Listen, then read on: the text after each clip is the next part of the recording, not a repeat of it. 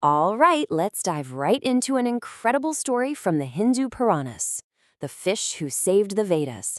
This is a big one, a tale of cosmic chaos, a world on the brink, and, a very, very important fish.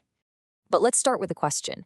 Just imagine for a second, what if all the sacred knowledge, everything that holds the universe together, the very blueprint for reality, was just gone, stolen? What happens then? That's the terrifying problem at the heart of this story. So let's set the scene. We're starting at a moment of incredible vulnerability for the entire cosmos, a time when everything was about to be thrown into absolute chaos. To really get the stakes here, you have to understand what the Vedas are. They're not just some old books. In the Hindu tradition, they're seen as divine revelations, literally the breath of the cosmos. They contain all the knowledge needed to maintain order, or dharma. You could almost think of them as the ultimate source code for reality itself. So without them, the result was nothing short of catastrophic. The Padma Purana has this stark description. The world became dharma shunya, a total void, a universe with no guiding principles, no righteousness, just spiraling into pure disorder. Okay, so the big question is, how could this even happen? How could the most important, most sacred knowledge in the entire universe just vanish? Well, that brings us to the great theft. Picture this. It's the end of a massive cosmic cycle. The creator god, Brahma, is getting tired. A kind of divine drowsiness is setting in before a long cosmic night. And in that one unguarded moment, the Vedas, which are said to be the very words of creation, literally slip from his mouth.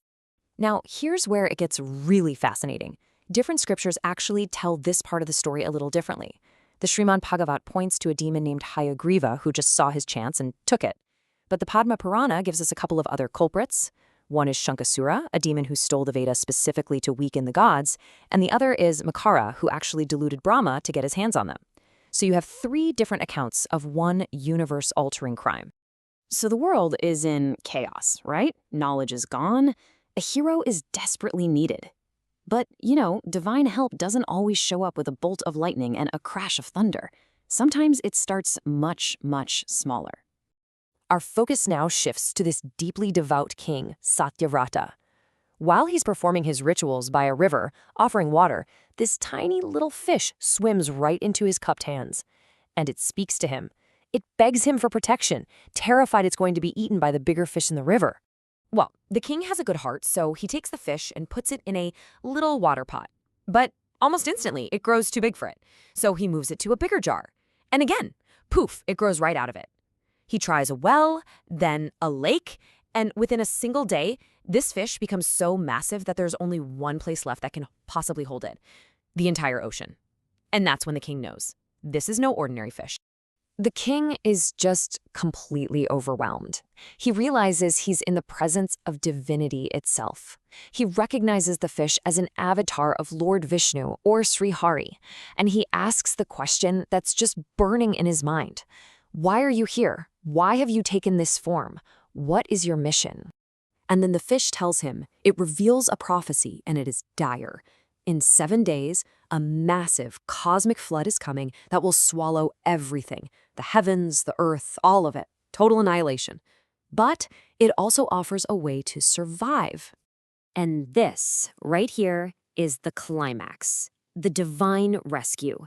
Because the fish god, now known as Matsya, didn't just have one job to do. He had 2 epic missions to pull off to save all of creation. When that flood finally came, the fish appeared again, but it wasn't tiny anymore. The scriptures describe it as this magnificent being with a body that shines like gold, a single huge horn, and stretching for 4 lakh kos. That's an ancient unit of distance, but basically it means it was on an incomprehensible, truly cosmic scale. So here was Matsya's 2-part plan. Mission 1 was about preservation. He told King Satyavrata to build a huge boat and fill it with the 7 great sages, seeds from every plant, and the essence of all life. They used the serpent king Vasuki as a giant rope to tie the boat to Matsya's horn, and he towed them safely through the storm. Mission 2, that was about restoration.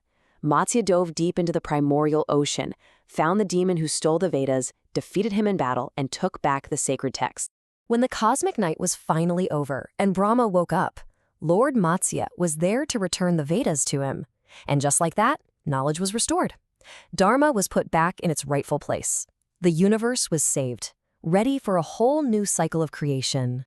What an absolutely incredible story, right? But it's more than just an epic tale of a flood and a battle. Why does this story stick around? Why is it so important? What's the timeless message here? When you really break it down, the Matsya story is just packed with meaning. First, it hammers home the supreme value of knowledge. It's so important that the divine itself will step in to save it. It's a powerful reminder of the cyclical nature of time, that creation and destruction are part of a larger pattern. It teaches us that divinity can show up in the most unexpected, humble forms. And, crucially, it highlights the essential role that a devoted person like King Satyavata plays in protecting and preserving Dharma in the world. And that kind of brings us to a final thought. An entire cosmic drama unfolded just to save the Vedas. So it makes you wonder, right? In our world today, with all our information, our internet, our science, what knowledge do we have that's so fundamental, so precious, that it would be worth saving from the end of the world? Something to think about. Thanks for joining us for this explainer.